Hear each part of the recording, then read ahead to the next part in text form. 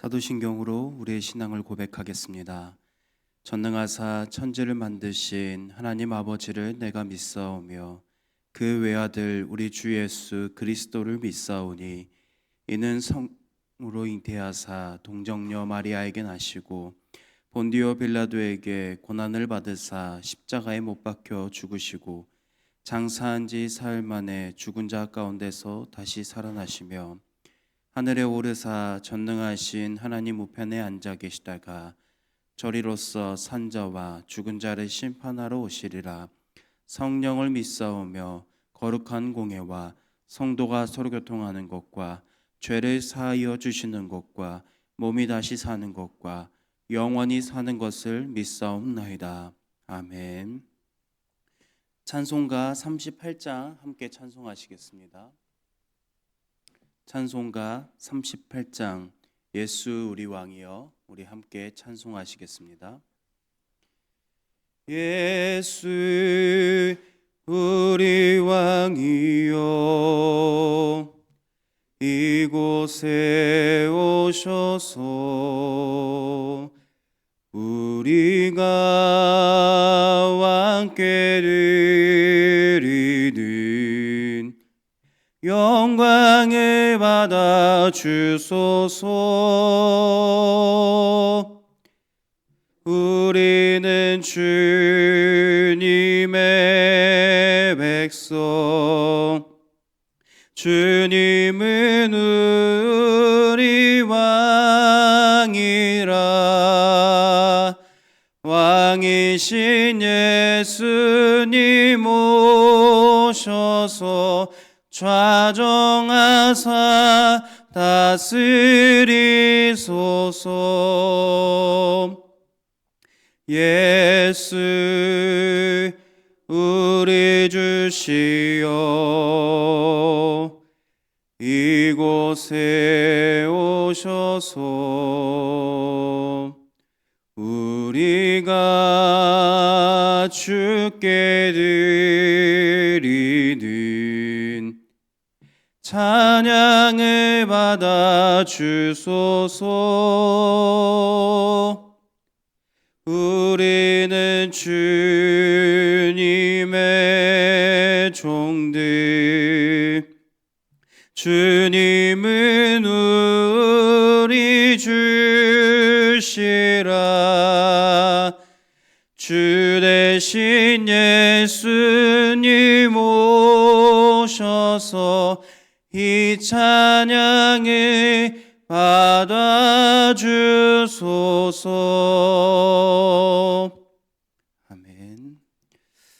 찬양과 영광 받기에 합당하신 아버지 하나님, 오늘도 우리에게 새 날을 허락하시고 하나님을 예배하는 자리에 우리 모두를 불러주셔서 감사드립니다. 우리가 먼저 찬양을 통해 고백한 것처럼 주님은 우리의 왕이시며 찬양과 영광 받기에 합당하신 분이심을 고백하며 나아갑니다. 하나님께서 먼저 우리를 사랑하신 것을, 또 우리에게 구원의 은혜를 베풀어 주신 것을, 또 우리의 삶 가운데에 때를 따라 돕는 은혜로 늘 함께하여 주시는 그 은혜를 기억하면서 하나님을 예배할 때에 우리가 온 마음과 정성을 다하여서 찬양으로 영광 올려드리게 하여 주시옵소서. 오늘 예배뿐만이 아니라 삶 속에서 이어져 있는 모든 예배 속에서도 하나님을 기억하면서 감사와 기쁨으로 기꺼이 예배하는 우리 모두 되게 하여 주시옵소서. 또한 바라기는 그러한 우리의 삶을 통해서 우리를 바라보는 사람들에게 하나님을 알아가게 하여 주시옵시고 복음의 통로로서 우리를 사용하여 주시옵소서. 이제 하나님의 말씀을 듣습니다. 저희에게 말씀을 들을 때에 깨닫는 지혜를 허락하여 주시옵시고, 또한 기도함으로 주님 앞에 나아갈 때에 모든 간구를 들으시는 아버지 하나님께 우리가 진실됨으로 간구할 수 있는 기도의 시간이 되게 하여 주시옵소서.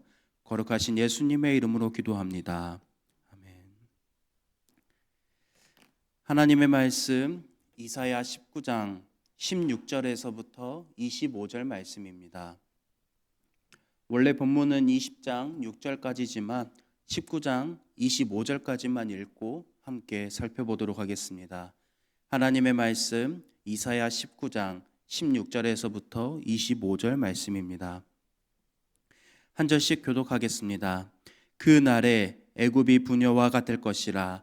그들이 만군의 여호와께서 흔드시는 손이 그들 위에 흔들림으로 말미암아 떨며 두려워할 것이며,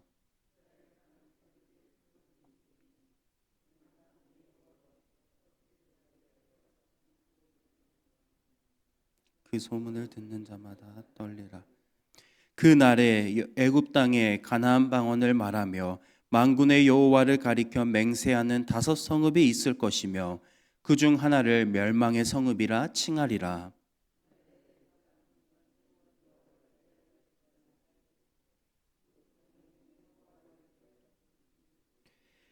이것이 애굽 땅에서 만군의 여호와를 위하여 징조와 증거가 되리니 이는 그들이 그 압박하는 자들로 말미암아 여호와께 부르짖겠고 여호와께서는 그들에게 한 구원자이자 보호자를 보내사 그들을 건지실 것임이라.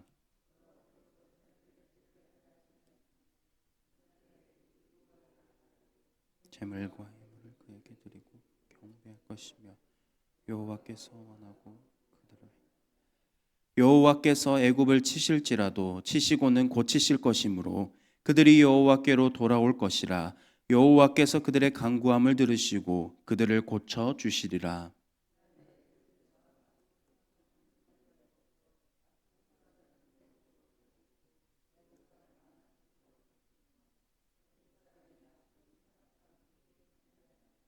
그날에 이스라엘이 애굽 및 아수르와 더불어 셋이 세계 중에 복이 되리니 이는 만군의 여호와께서 복 주시며 이르시되 내 백성 애굽이여 내 손으로 지은 아수르여 나의 기업 이스라엘이여 복이 있을지어다 하실 것임이라.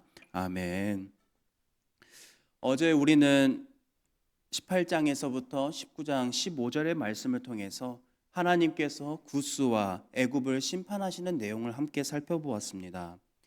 그 말씀을 통해서 역사는 사람의 계략과 또 사람의 힘으로가 아니라 하나님께서 주관하신다라는 사실을 우리는 함께 살펴보았습니다.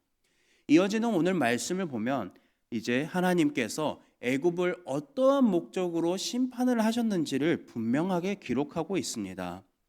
먼저 16절을 보면은 하나님께서 애굽 사람들이 하나님을 두려워할 것이라고 말씀하십니다. 본문 16절입니다. 그들이 만군의 여호와께서 흔드시는 손이 그들 위에 흔들림으로 말미암아 떨며 두려워할 것이며, 그들은 하나님의 심판 앞에서 무서워서 떨었습니다. 하나님 부모가 자녀를 혼내듯이 그러한 무서운 압박 속에서 그들은 벌벌 떨고 있었습니다. 그러나 그들이 두려움에서 끝이 나는 것이냐? 그러지는 않았습니다. 이어지는 말씀을 보면 하나님께서는 애굽이 하나님을 알고 예배하는 백성으로 변화되게 하셨습니다. 지금까지의 우리가 출애굽기를 통해서도 이 애굽 사람들의 모습을 보면 어떠합니까? 애굽 속속은 하나님을 알지 못하고 우상신을 섬기던 그들이었습니다. 그랬던 그들이 이제는 하나님을 알고 하나님을 예배하는 백성으로 변화되게 하셨다는 것입니다. 본문 21절 말씀입니다. 여호와께서 자기를 애굽에 알게 하시리니 그날에 애굽이 여호와를 알고 제물과 예물을 그에게 드리고 경배할 것이요 여호와께 서원하고 그대로 행하리라. 애굽 사람들이 하나님께 제사를 드리고 서원하며 이제는 그것을 지키게 됩니다. 하나님을 모르던 백성이 이제는 하나님을 예배하는 백성으로 변화된 것입니다. 하나님은 심판을 통해서 먼저 애굽은 하나님께 돌이키게 하셨고, 그리고 하나님은 은혜로 하나님을 알게 하셨고, 그리고 예배하는 백성으로 삼아 주셨습니다. 이러한 변화가 가능한 것은 20절 말씀을 보면 알 수 있는데, 애굽 사람들이 하나님께 부르짖을 때에 하나님께서 한 구원자를 보내셔서 건져 주신다라고 기록하십니다. 지금까지 애굽 백성들의 삶을 보면은 하나님을 전혀 몰랐던, 하나님을 섬기지도 않았던 그들이었지만, 그들이 하나님을 향해서 부르짖었을 때에 하나님은 죄는 미워하시되 죄인을 품으시는 긍휼하심으로 말미암아 심판하시고 그 마음을 돌이키시며 동시에 부르짖는 자를 외면하지 않고 구원하신다라는 사실을 분명하게 알려주십니다. 오늘의 이 말씀을 통해서 우리가 알 수 있는 것은 하나님의 심판은 끝이 아니라 회복을 위한 과정이라는 사실을 알 수 있습니다. 하나님은 애굽을 치시기만 한 것이 아니라 그들이 부르짖을 때에 응답하시고 다시 일으켜 세워주시고 그분의 백성으로 삼아주셨습니다. 이어지는 내용을 보면 하나님의 계획은 여기에서 멈추지 않습니다. 23절부터는 더욱 놀라운 장면이 펼쳐집니다. 당시에 애굽과 아수르는 서로 위협을 하던 강대국들이었습니다. 서로 칼을 맞대어서 싸우던 원수였습니다. 그런데 하나님은 두 나라 사이에 큰 길을 만드시고 어떻게 변화되냐면은 그들이 함께 하나님을 예배하게 하셨습니다. 더 나아가 24절에서 25절 말씀을 보면은 이제는 여기에서 이스라엘까지 등장합니다. 하나님은 애굽과 아수르와 이스라엘을 하나로 묶으셨습니다. 그리고 애굽을 향해서는 나의 백성, 아수르를 향해서는 내 손으로 지은, 이스라엘은 내 기업이라고 말씀하십니다. 이것은 당시 사람들에게 납득하기 어려운 선언이었을 것입니다. 왜냐하면 아수르는 자신의 나라를 확장하기 위해서 주변국을 침략하고 있었던 상황이었고 구스와 애굽은 서로 동맹을 하여서 아수르를 대적하고 있었고 남유다 이 이스라엘 백성들은 그 사이에서 하나님을 의지해야 되느냐 구스와 애굽을 의지해야 되느냐 이 사이에서 갈등하고 있었던 사이였습니다. 그런데 그 셋을 하나님은 하나로 묶으시며 내 백성, 내 손으로 지은 내 기업이라고 말씀하셨습니다. 하나님은 이스라엘의 하나님이 아니라 모든 민족의 하나님이심을 스스로 밝혀주셨습니다. 원수였던 나라들까지도 하나님의 은혜 안으로 초대하시고 함께 하나님을 예배하는 백성으로 회복시켜 주셨습니다. 결국 오늘 말씀을 통해서 우리가 또 한 가지의 사실을 알 수 있는 것은 하나님의 구원은 한 사람이나 그리고 어느 특정 한 민족에게만 해당하지 않고 모든 민족, 모든 사람들을 향해 있다는 것을 우리는 알 수 있습니다. 하나님은 심판을 통해서 먼저 사람의 교만을 낮추시고 그리고 하나님 외에 의지하던 것들을 내려놓게 하시며 은혜를 통해서 하나님을 예배하는 예배자로 삼아주시는 분이십니다. 그리고 하나 되게 하시는 분이십니다. 오늘 말씀을 통해서 우리가 분명히 기억해야 할 것은 하나님의 심판의 목적은 멸망이 아닌 회복에 있다는 사실이고 하나님은 그 회복을 통해서 이제는 하나님을 예배하는 예배자로 삼아주신다는 사실입니다. 이처럼 하나님께서 그들에게 과거에서 은혜를 베풀어 주셨던 것처럼 이 은혜는 오늘날 우리에게도 동일하게 주어지고 있습니다. 하나님께서는 먼저 우리를 죄의 종에서 하나님의 자녀로 삼아주셨고 그와 동시에 하나님을 예배하는 예배자로 세워주셨습니다. 오늘 우리가 만나는 모든 사람들에게 또 복음이 필요한 사람들에게 하나님은 우리를 통해서 이러한 역사를 계속해서 이루어 가실 것입니다. 그러므로 오늘 말씀을 통해서 먼저 우리는 하나님이 이루시는 회복의 은혜를 신뢰하며 하나님을 더욱 알아가고 예배하는 삶을 살아야 하겠습니다.